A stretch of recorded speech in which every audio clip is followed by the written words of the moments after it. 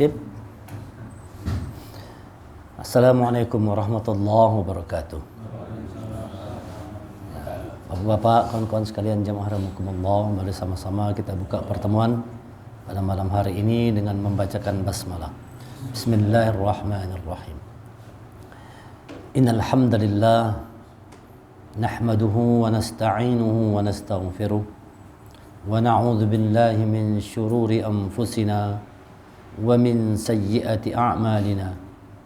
من يهد الله فلا مضل له ومن يضلل فلا هادي له أشهد أن لا إله إلا الله وأشهد أن محمدا عبده ورسوله لا نبي بعده اللهم صل وسلم على محمد رسول الله وعلى آله وصحبه ومن تبعه ووله إلى يوم القيامة Rabbi syrah li sadri wa yassir li amri wahlul 'uqdatam min lisani yafqahu qawli Rabbi zidni ilma warzuqni fahma. Faqala Allah Ta'ala fil Qur'anil Karim, a'udzu billahi minasy syaithanir rajim. Ya ayyuhalladzina amanu taqullaha haqqa tuqatih wa la tamutunna illa wa antum muslimun. Wahai orang beriman, bertakwa kepada Allah dengan benar dan jangan kalian mati kecuali dalam keadaan sebagai seorang yang berserah diri kepada Allah sebagai seorang muslim. Ya ayyuhan nasu taqu rabbakum alladzi khalaqakum min nafsin wahidah wa khalaqa minha zawjaha wa bassa minhuma rijalan katsiran wa nisaa'a wattaqullaha alladzi tasaaluna bihi wal arham Inna Allah kana 'alaikum raqiba. Ya ayyuhalladzina amanu taqullaha wa qulu qawlan sadida yuslih lakum a'malakum wa yaghfir lakum dhunubakum wa may yuti'illaha wa rasulahu faqad faza fawzan 'azima. Alhamdulillah, rasa syukur mari kita haturkan kehadirat Allah Subhanahu wa taala atas segala limpahan rahmat, taufik dan hidayah yang Allah berikan. Salawat dan salam semoga senantiasa tercurah kepada Nabi kita Nabi Muhammad sallallahu alaihi wasallam beserta kerabat, sahabat dan pengikut beliau ila yaumil qiyamah. Malam hari ini kita akan melanjutkan kajian kita tentang Al-Qur'an dan sistem. Jadi sistem Quran atau kita kenal dengan orang menyebutnya nama-nama Al-Quran ada 6 gitu ya. Ada Al-Kitab, ada Al-Bayan, ada Al-Huda, Al-Furqan, ya kan? Kemudian ada Al-Bushra. Nah, nama-nama Quran ini merupakan sistem. Sistem itu artinya rangkaian hubungan satu dengan lain yang saling terkait untuk satu tujuan tertentu. Di Quran ini adalah ayatnya terangkai, saling berhubungan satu dengan lainnya untuk satu tujuan tertentu. Tujuannya bagaimana dengan Al-Quran ini kita mampu menjadi orang bertakwa kepada Allah. Dan kalau kita bertakwa kepada Allah, kita paham dan mengerti apa yang menjadi kehendak Allah atas diri kita. Jadi kita hidup ini harus sesuai dengan kehendak Allah. Jangan atas kehendak kita seorangan aja. Nah, banyak orang hidup itu sesuai dengan kehendaknya seorang. Kalau hendak kita itu kan hidup itu maunya nyaman terus, enak terus, ya kan? Poya-poya, kaya raya, mati masuk surga, kan gitu maunya kita. Maunya hidup tuh enak terus, tidak mau susah. Tapi kalau maunya ke Allah lain, kehendak Allah lain. Kalau sudah Allah cinta dengan seseorang, itu Allah uji orang itu. Ujiannya bisa bentuknya kenikmatan, tapi bisa juga bentuknya tuh kesulitan. Nah, kita kalau disuruh milih, hendak diuji yang nikmat atau diuji dengan kesulitan? Nyaman yang nikmat kalau disuruh milih itu nah. Hendak diuji dengan kenikmatan atau hendak diuji dengan kesulitan.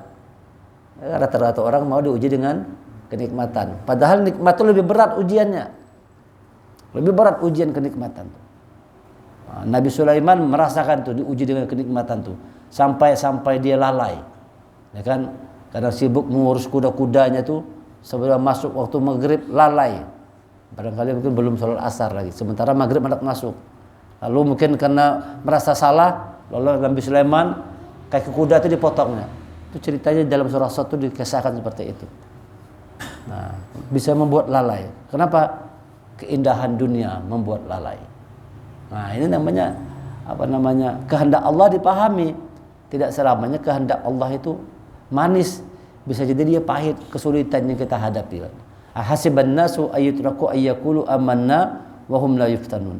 Jangan kalian mengira bahwa kalian beriman kalau sebelum aku uji. Nah, kadang-kadang Allah menguji itu dengan berbagai macam ujian yang berat, yang sulit.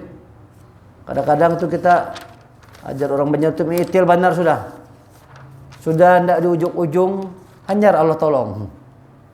Kadang-kadang bisa begitu tuh pertolongan Allah tuh. Sudah di ujung, sudah sulit yang sangat luar biasa sekali, baru dikasihnya pertolongan. Tapi begitulah cara Allah untuk menguji manusia itu. Apakah manusia itu beriman atau kada, tetap kuat atau kada. Sebagaimana firman Allah dalam surah Al-Baqarah ayat 214.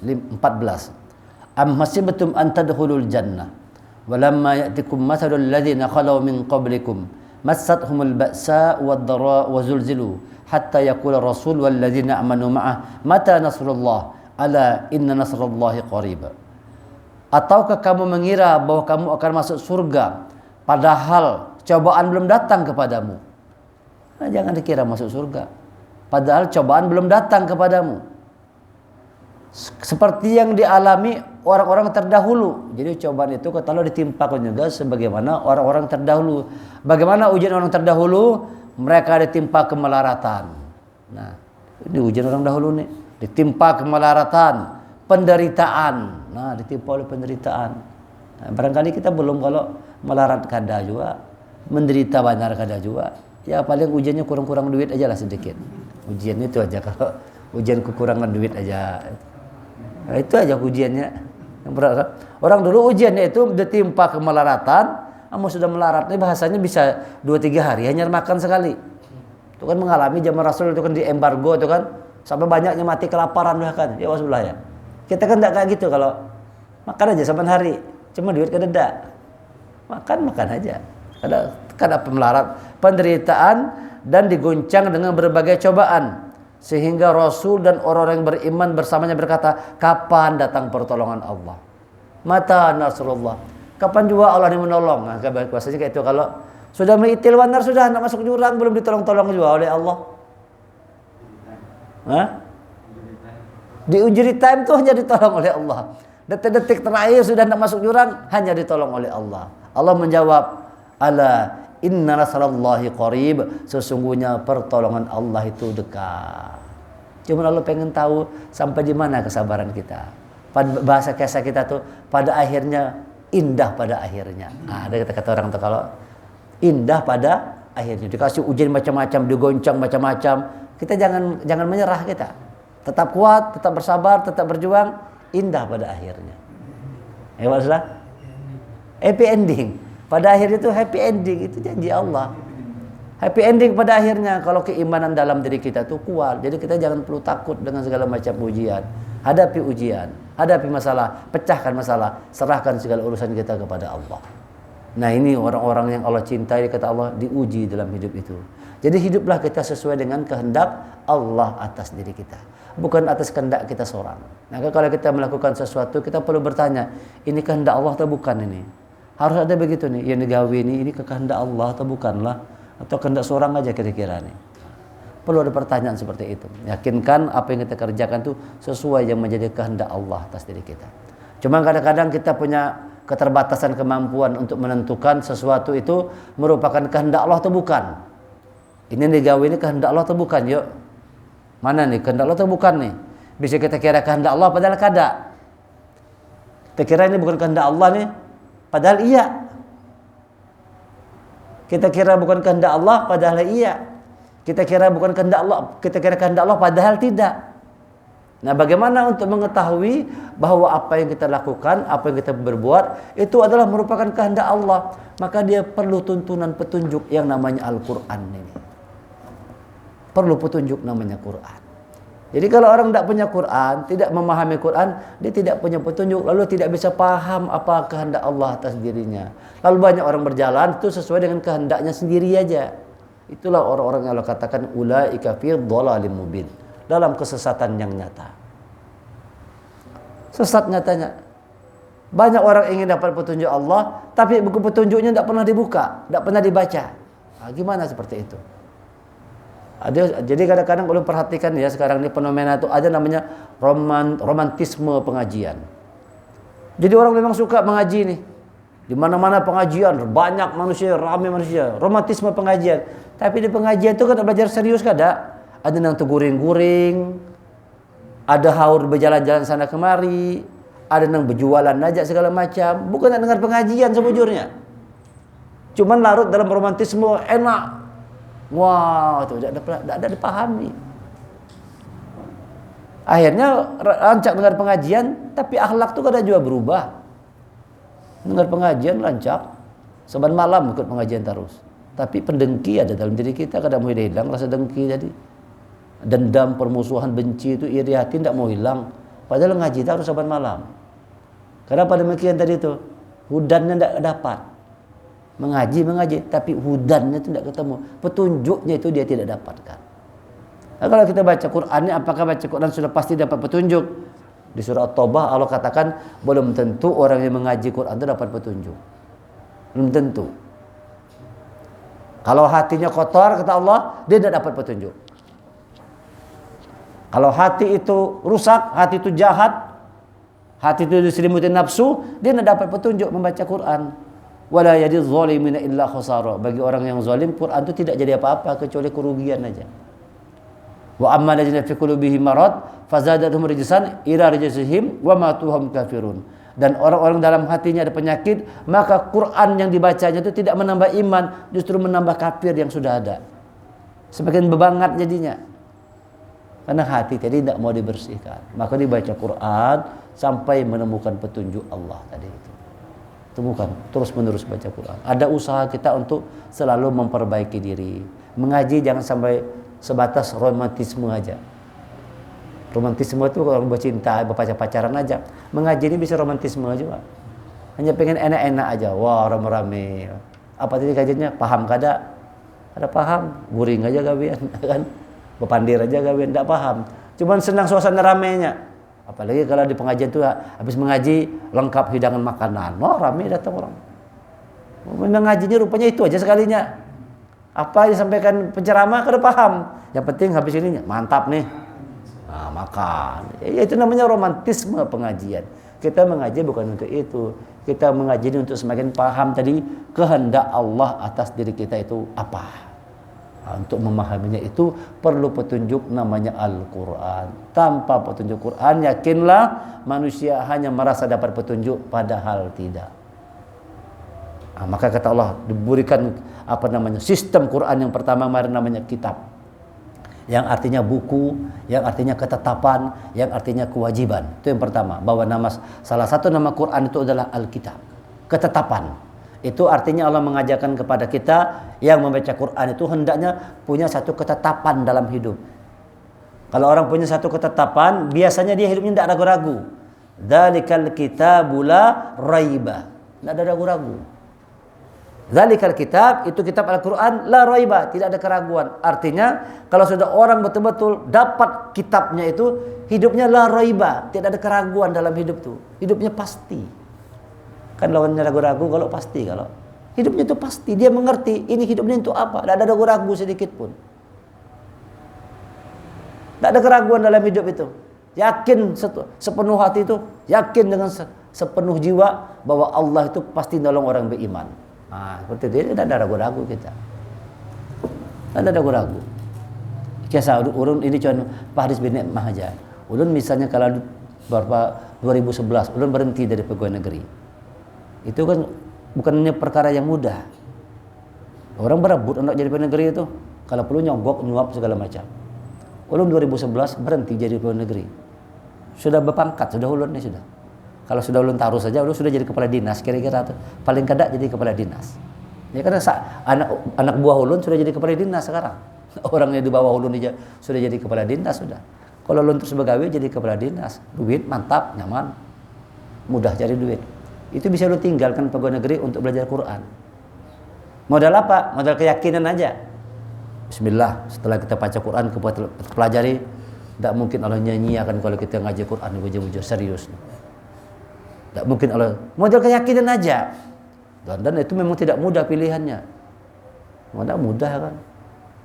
Coba kalau begitu. Orang semuanya janganlah pindah sayang, jangan berhenti sayang. Ulun tetap bulat tekad sudah. Insya Allah ulun mau belajar Quran aja. Berhenti pegawai negeri, berangkat ke Bogor ulun, masuk pondok pesantren tahfiz Quran. Masuk pondok pesantren ulun. Jadi keyakinan tadi harus kuat memang, tidak ada keraguan. Jadi tetapkan. Jadi hidup ini perlu menetapkan nih. Tetapkan kita dalam hidup ini nak jadi apa kita. Mau jadi apa kita? Ditetapkan dulu. Kalau sudah memang memilih hidup di jalan Allah, jangan ragu-ragu lagi. Berjuang aja terus di sana. Kalau memang ada jadi pengusaha, jangan ragu-ragu. Berjuang di sana. Berjuang terus kalau memang jadi anak pengusaha. Pelajari semua tentang dunia usaha, bagaimana orang-orang sukses berusaha, pelajari, tekuni sana, tidak ada ragu-ragu tuh. Lakukan, perbuat segala macam, dirancang semuanya. Wah, itu insya Allah sukses usaha kita. Kalau memang niatnya mau jadi pengusaha yang sukses, niatnya tidak punya usaha, niatnya jadi orang sugih, harus tempuh dunia usaha. Kalau jadi orang kaya raya, cuma jadi ustadz ya kada kawa. Beda kan? Kalau anda jadi ustadz, jangan berharap menjadi kaya raya, kan kayak gitu kan? Karena memang tujuannya tidak demikian. Kalau anda jadi kaya raya, siapa? Jadi bos batu bara pilihannya, tukang sugih kan? Memang jadi orang kaya. Tapi kalau anda berjuang jalan Allah, ya beginilah hidup. Tapi kan janji Allah, Allah akan penuhi segala kebutuhan hidup kita tuh. Janji Allah, dijamin. Quran ini kata Allah diturunkan dengan keberkahan. Kitabun anzalnahu ilaika mubarak. Turun dengan keberkahan. Salah satu keberkahan itu adalah Allah menjamin. Dijamin Allah sudah. Nah, ulun membuktikan itu. Dasar bujur dijamin Allah. Ampe ulun begawi, dulu istri ulun pegawai bank. Dua-duanya kami ampe begawi. Ampe pegawai bank, ampe pegawai negeri, nyewa rumah, buka sekolah tahfiz Quran. Nah, tipin bayangkan tuh, perjuangan tuh. Bukannya mudah, coba sebelah. Dekat ulun jarang berkesah seperti ini. Sesekali ulun kesahkan lah. Pengalaman masa lalu lu seperti apa? Nah, ya. Seperti itu. Istri lu sudah pegawai bank sudah. Iya. Tinggi juga sudah pangkatnya. Ulun pegawai negeri, kami komitmen dua, gimana kita ampe kita pegawai, kita buka sekolah tahfiz Quran di rumah. Siap Bang, oke Bang. Bismillah, salaman berdua. Komitmen. Tinggalkan pekerjaan dua-duanya. Hidup aja sekalinya. Hidup aja sekalinya. Bahkan lebih berguna, lebih banyak. Dulu kan makan gaji, kalau sekarang kita gaji orang. Nah, dulu kan kita yang digaji. Kita yang digaji kan. Sekarang dibalik, walaupun tidak seperti pegawai negeri hasilnya, tapi kita kawat menggaji hampir 100 orang tuh guru di sekolah tuh. Ini hampir saya tahu nih. Hampir 100 orang gurunya digaji saban bulan. Bisa menggaji orang kita. Karyawannya, tukang masak, tukang laundry 28 orang. Digaji seberataan. Dari tadinya kita makan gaji, sekarang kita gaji orang. Nah, itu kan satu keberkahan. Itu kan satu keberkahan. Dulu ngurus hutan, sekarang ngurus manusia. Itu kan keberkahan. Dulu yang diurus kan hutan, kalau kayu-kayu yang diurus. Sekarang yang diurus manusia. Ini keberkahan. Cuman untuk sampai ke sana, dia perlu membuat satu ketetapan. Hidup ini mau jadi apa? Kadang-kadang kita hidup ini hanya menjalani hidup, tapi tidak pernah bertanya, kita ini mau jadi apa dalam hidup ini. Tidak ada pernah. Itu namanya kitab itu membuat ketetapan. Mau jadi apa dalam hidup. Setelah menetapkan sesuatu, di situ kita berjuang. Misalnya ulun ini niatnya pengen menjadi orang yang belajar Quran terus. Di situ aja gawin. Pagi, siang, malam, situ aja gawin terus. Soal Quran aja. Karena memang sudah menetapkan begitu. Bagaimana caranya anak keturunan juga orang-orang yang dekat dengan Quran. Arahkan anak-anak semua untuk dekat Quran semua. Itu aja gawin kita. Makanya dibuat sekolah TK, SD, SMP, SMA berbasis tahfiz Quran. Di situ aja dikerahkan pikiran kita. Bahkan dulu ini bercita-cita pengen membuat sekolah tinggi ilmu Quran. Itu rasanya insya Allah bisa diwujudkan itu. Tinggal sedikit lagi langkahnya nih. Murid SMA sudah ada, tinggal bangun perguruan tinggi. Nah, kita kerahkan, sudah tetapkan, sudah kita menetapkan sesuatu, kerahkan seluruh energi untuk mencapai apa yang menjadi tujuan tadi itu. Itu yang harus dibuat oleh kita ini. Kadang-kadang kita hidupnya hanya berjalan begitu saja, tapi tidak punya ketetapan. Tidak pernah ada pertanyaan, aku ini mau jadi apa dalam hidup ini. Ya kayak gitu aja lah, pagi-pagi keluar rumah, begawe cari duit, bulik malam gurik, selesai kawin, buat anak keturunan, esok kayak itu lagi. Keluar rumah pagi-pagi cari duit segala macam, sore balik ke rumah, malam kawin, punya anak keturunan. Begitu berulang-ulang terus, tanpa pernah memikirkan, tanpa ada pertanyaan, hidup ini mau aku bawa kemana hidup ini. Itulah yang kadang-kadang membuat kita ini hidup lalu terasa susah aja bawaannya. Hidup itu sempit aja rasanya, karena memang tidak membuat tujuan hidup. Ya kan deh, tujuan itu kededak. Nah kitab itu untuk menentukan arah tujuan. Dzalikal kitabu la raiba fi hudal lil muttaqin. Rupanya tujuannya bertakwa kepada Allah. Kalau sudah kita paham bahwa tujuan hidup bertakwa kepada Allah, selesai sudah. Kaya yang penting takwa kepada Allah. Kalau bukan ada kaya yang penting takwa, karena tujuannya itu takwa kepada Allah. Berduit kita takwa kepada Allah. Kalau berduit takwa juga kepada Allah. Karena tujuannya takwa. Yang namanya harta apa segala macam fasilitas itu cuma alat-alat untuk memudahkan sampai ke tujuan, bukan sebagai tujuan. Tujuan utamanya bertakwa kepada Allah. Maka kerahkan energi kita ini untuk bisa jadi orang bertakwa kepada Allah dengan profesi apapun yang kita jalankan. Apapun profesinya, hasilnya harus takwa kepada Allah. Kalau profesi yang kita jalankan membuat jauh dari Allah, tinggalkan profesi itu. Ya kalau Pak Sebulah, kita ini punya satu pekerjaan ya, tapi pekerjaan ini memang duitnya banyak misalnya, tapi menjauhkan kita dari Allah, tinggalkan, cari yang lain daripada kita sengsara. Ini ada cerita tadi ulun baru dengar dari kawan, mungkin ceritanya lawas, ulun hanya mendengar aja. Jadi ada seseorang pimpinan bank gitu ya, katanya di daerah Palangkaraya kejadiannya. Orang bank ini dia pegawai bank konvensional, ini dikenal orang baik, suka sedekah, suka tahajud, baca Quran apa segala macam. Meninggal dunia, dikubur sudah. Ini ceritanya nih, katanya cerita nyata. Walaupun belum tahu kebenarannya, cuma informasi dari kawan, ini cerita nyata aja. Jadi pegawai bank ini dikenal orang yang rajin sholat, orang yang suka sedekah, orang yang baik. Meninggal dunia, dikubur. Ternyata tanahnya itu yang dipakai salah, nah. Mungkin biasanya sudah ada kapling-ngampling kalau terpakai kapling untuk orang lain. Jadi harus dibongkar ini, pindahkan ke tempat kaplingan dia. Begitu dibongkar, itu baru semalam, begitu dibuka, peti-petinya terbakar. Bukan lagi jenazahnya, lawan peti-petinya tuh hangus terbakar. Hanya dalam 1 hari aja. Padahal itu orang yang baik, yang dikenal baik di dunia. Kenapa sampai demikian? Padahal suka sedekah, suka sholat. Barangkali banyak makan riba tadi. Barangkali karena banyak makan riba tadi. Bayangkan seperti itu tuh. Karena kenapa tidak mampu meninggalkan yang buruk? Berbuat baik, tapi yang buruk belum mampu dihilangkan. Nah, kita mendengar cerita itu jadi takut juga kita. Ya Allah, jangan sampai seperti itulah. Sudah berbuat baik, sudah sholat, sudah mengaji, sudah sedekah, disiksa juga kita, diazab juga di alam kubur sana. Kenapa? Karena kebaikan tadi itu tidak mampu menghilangkan keburukan. Harusnya kalau datang kebaikan, hilang keburukan.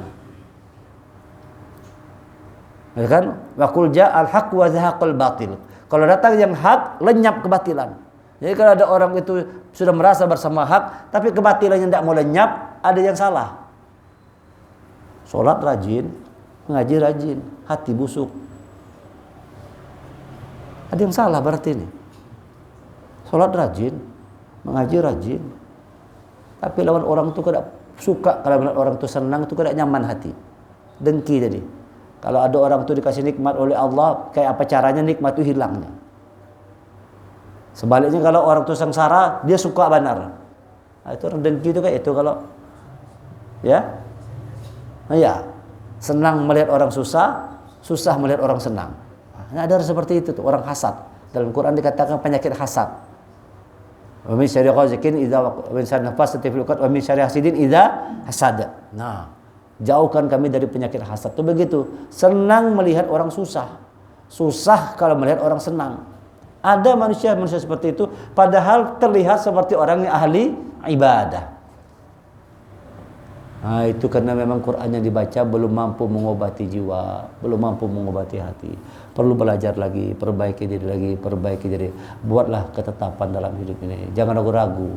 Bikin satu kitab ketetapan dalam hidup kita ini. Nah, itu yang Allah katakan dengan kitab. Kemudian nama Al-Quran yang kedua adalah Al-Bayan. Ini kajian kita malam hari ini. Nama kitab yang kedua adalah Al-Bayan, yang artinya penjelasan, yang artinya bukti yang nyata. Jadi kalau kita kaitkan, kita hubungkan dengan namanya kitab tadi, setelah membuat kitab satu ketetapan, maka ketetapan itu dibuat bukti nyata. Kita sudah menetapkan ingin jadi orang takwa kepada Allah. Mana buktinya? Buktinya mana? Kalau ditanyakan apa tujuannya? Hendak masuk surga, Jannatul Firdaus. Apa buktinya? Hendak masuk surga gawin guring aja. Pak, cita-cita surga Firdaus, tapi gawin guring aja. Bangun malam kada pernah, puasa sunnah kada pernah, sedekah kada pernah, harus cari duit, terus cita-cita apa ya? Masuk surga. Nah, cita-citanya bagus, tapi tidak ada buktikannya dengan bukti nyata. Al-Bayan itu mengajarkan kita manusia ini hidup tuh perlu bukti yang nyata. Berikan bukti yang nyata. Ini Quran ini kan bukti yang nyata kada nih? Ini Quran ini bukti nyata.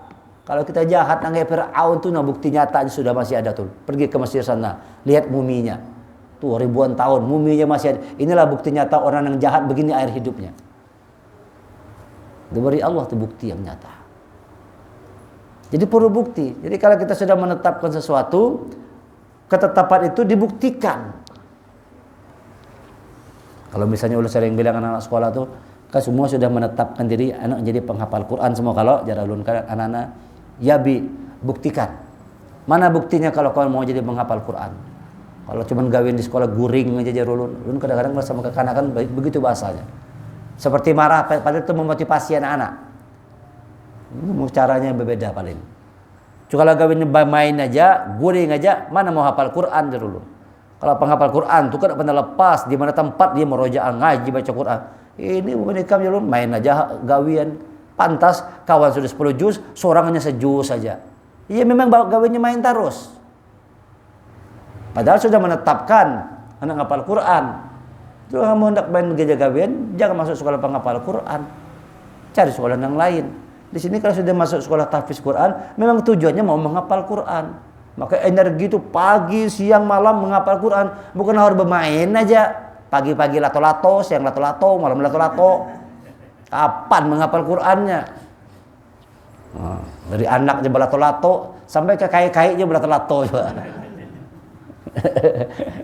Iya, kalau untungnya sekarang sudah ada aturan pemerintah tuh, dilarang bawa lato-lato ke sekolah. Pusing dengar bagaimana. Kutuk guru sebelum keluar peraturan tuh lu padakan sama guru, coba Pang bikin aturan, orang tua ingatkan bikin grup, dilarang anak-anak bawa lato-lato ke sekolah aja ulun. Pusing dengar sih ulun.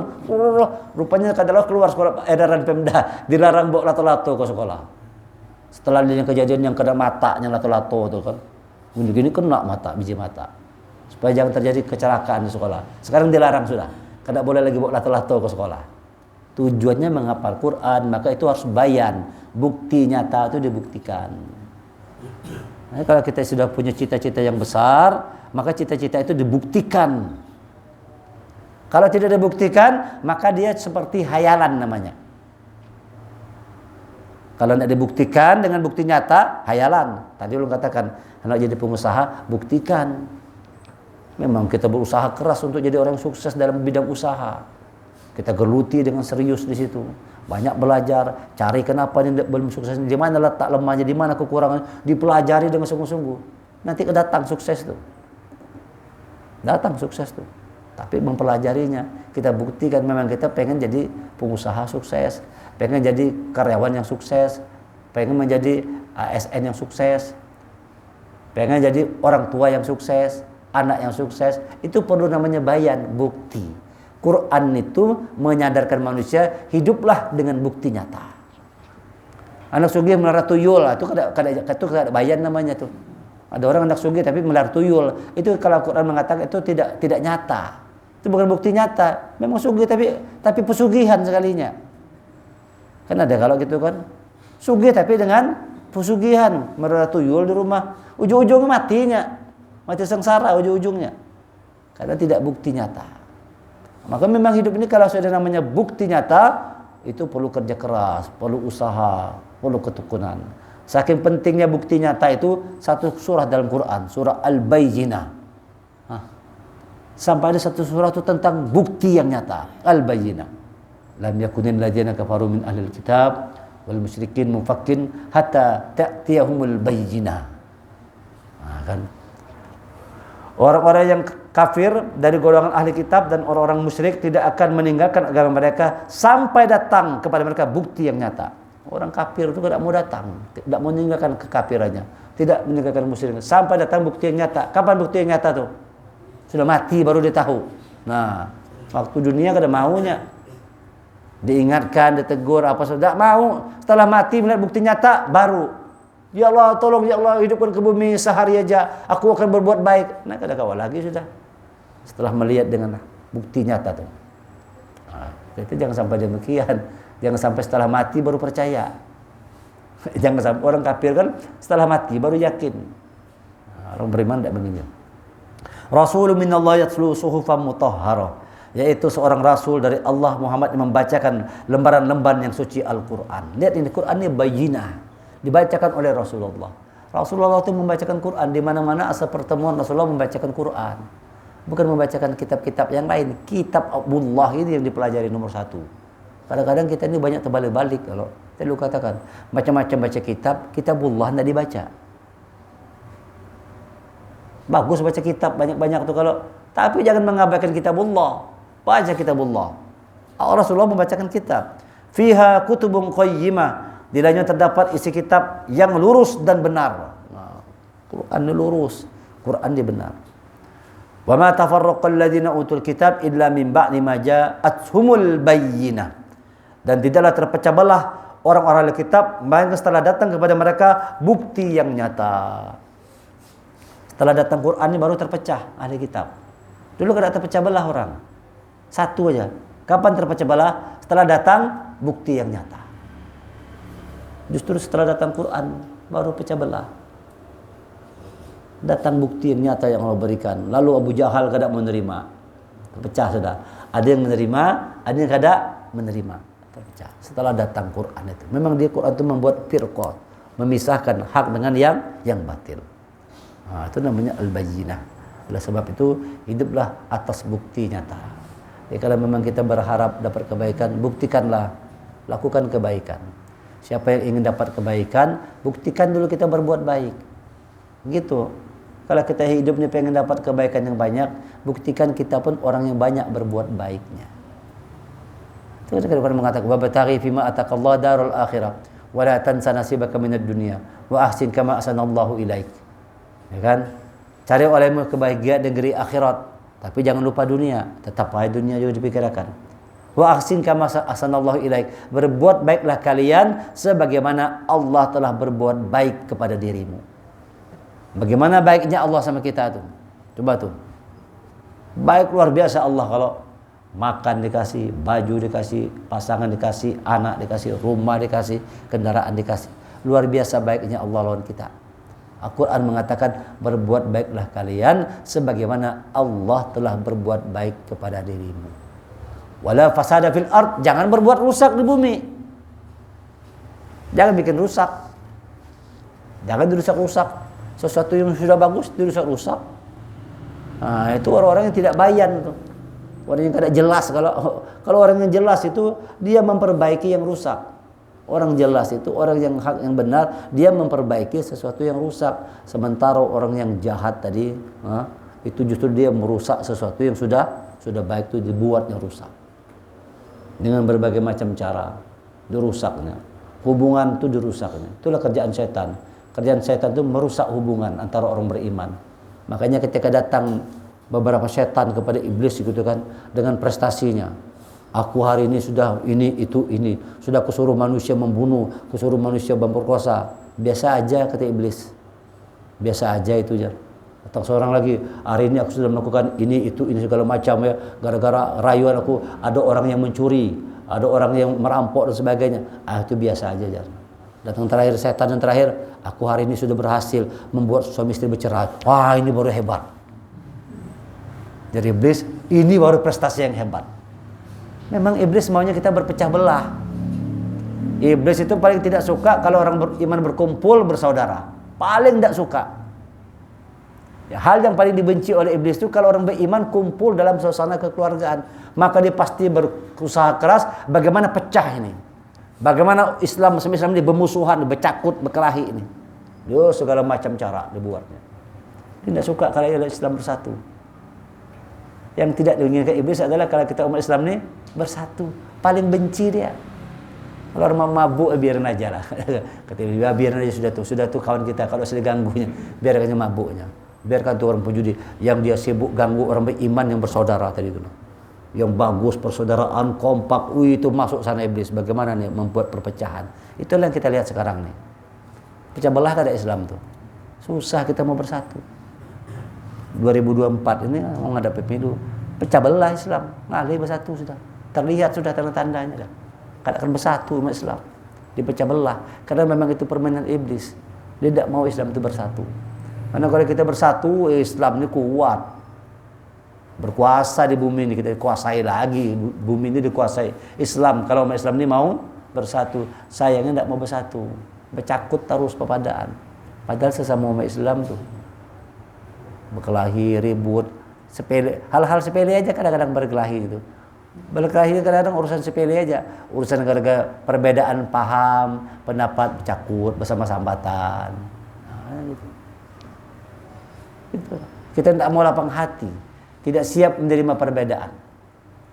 Maunya kita ini belajar untuk jadi orang yang lapang hati itu. Lapang hati menerima perbedaan. Jadi kita nyaman dengan diri kita sendiri. Masuk kemana aja tuh kita enak. Ya, kalau sama orang NU masuk kita enak. Kita tahu saudara kita juga. Ke Muhammadiyah enak kita masuk. Ke Salafi enak kita masuk. Saudara kita semua. Semuanya kan mau jadi orang baik seberataan. Semua mau jadi orang bertakwa seberataan. Ke tablik kita berkawan juga. Mana aja kita nerima aja. Selama dia Islam kan konsep Quran begitu kan. Fa in tabu wa aqamu shalah wa atuz zakah fa ikhwanukum fid din.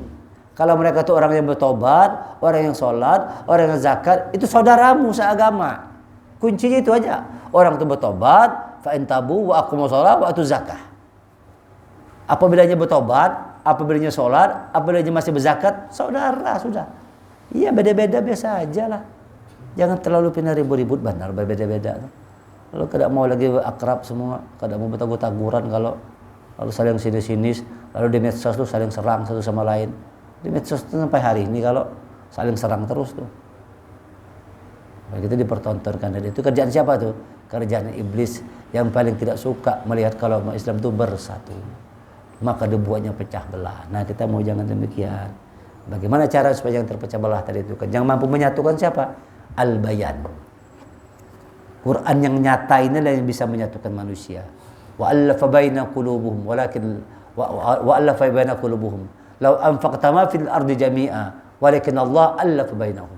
Allah yang menyatukan hati-hati mereka. Walaupun kalian jual semua isi bumi ini, kita jual semua nah. Di bumi ini isinya emas seberataan, kita jual untuk menyatukan hati manusia tidak bisa. Walau anfaqta ma fil ardi jami'a, walaupun kau infakkan semua yang ada di bumi ini, kita punya harta, kita infakkan semua. Sepenuh bumi ini kita infakkan semua harta untuk menyatukan hati manusia, itu kada kawa. Kada kawa menyatukan hati manusia, kata Allah. Siapa yang mampu menyatukannya? Walakinallah allafa bainahum. Tetapi Allah lah yang menyatukan hati-hati di antara mereka. Allah juga. Jadi kalau sini ada Allah, di situ ada Allah, itu nyatu dia. Tapi kalau sini Allah, di situ partai yang tidak mau ketemu. Di sini Allah, tapi di situ aliran-aliran, golongan-golongan, kelompok-kelompok tidak ketemu dia. Kalau sama-sama ada Allah, nyambung dia. Karena kata Allah, walakin Allah allafa bainahum. Allah yang menyatukan hati-hati mereka. Kalau begitu dalam hati kita tuh, tempatkan Allah di sana. Tempatkan Allah. Bukti nyata. Itu namanya al-bayan. Orang-orang yang hidup di atas bukti yang nyata. Jangan hidup tuh ragu-ragu. Kalau sudah menetapkan sesuatu, lakukan dengan bukti nyata. Sudah buat kitabnya, kitab itu dibuktikan. Buat ketetapan dalam hidup ini, kita mau membawa kemana hidup kita. Kita mau melakukan apa dalam hidup kita ini.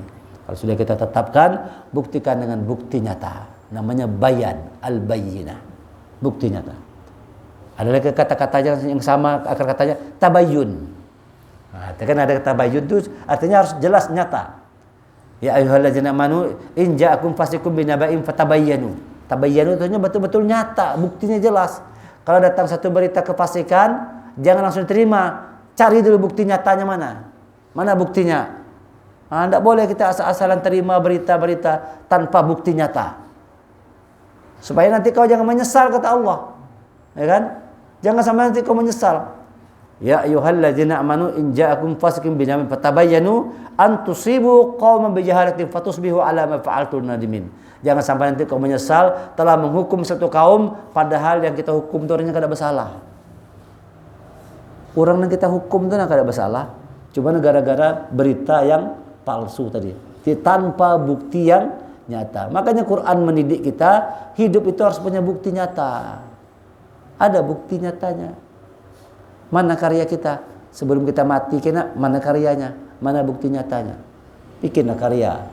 Sebelum kita mati itu tinggalkan karya sebagai bukti nyata. Ini karyaku. Ya Allah, ini bekalku menghadapmu ya Allah. Ini yang akan aku bawa. Oh, gitu. Adakah seorang tuh ketika anaknya menangis abahnya meninggal dunia, anakku, wahai kata Syekh tadi, yang menangis anakku. Aku sudah membawa 4.000 kali hatam Quran sebelum bertemu Allah.